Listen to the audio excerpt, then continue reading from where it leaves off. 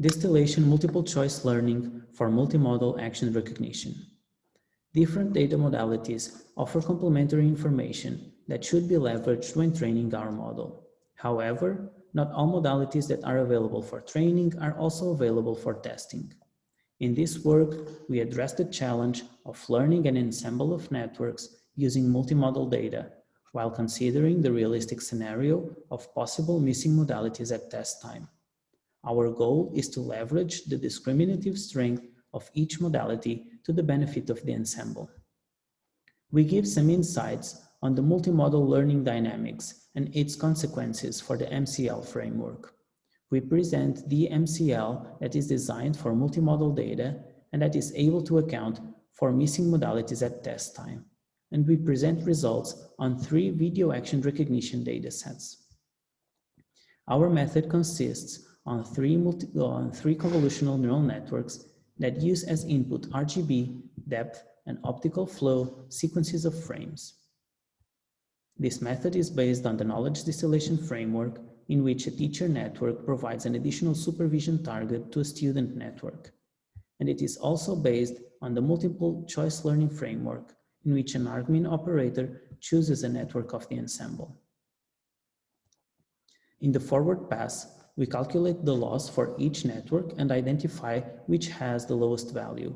This network is assigned to the teacher role. The other 2 networks are identified as student networks.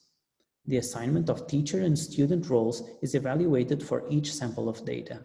In this case, let's assume depth is the teacher network. Next, we compute the soft labels SD for the teacher network and use them as an additional supervision target to the other 2 student networks. We then compute the distillation loss and backpropagate accordingly. At test time, the final prediction is the sum of whatever combination of modalities that are available. In our experiments, the ensemble is trained from scratch. We also investigated the learning dynamics of multimodal CNNs. On the right, we have the cross-entropy losses for the 3 modalities.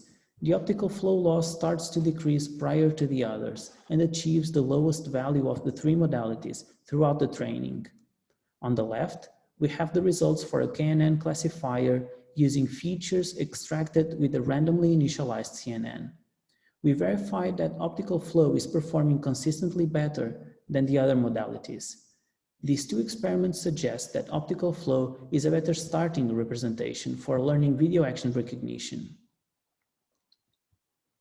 These asymmetries in the learning dynamics prevent the RGB network from learning in the other MCL methods.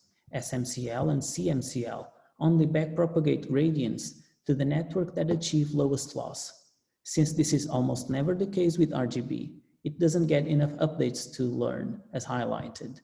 Our method solves this problem by letting these networks learn from the teacher network at each step. This table shows results for 2 smaller datasets. As highlighted, compared to the RGB baseline, our method improves the performance of the RGB network by 5 to 6 points in these datasets. Our method also outperforms other privileged information methods, even though not using additional networks for inference as the ones highlighted. This table shows the results for the NTU datasets.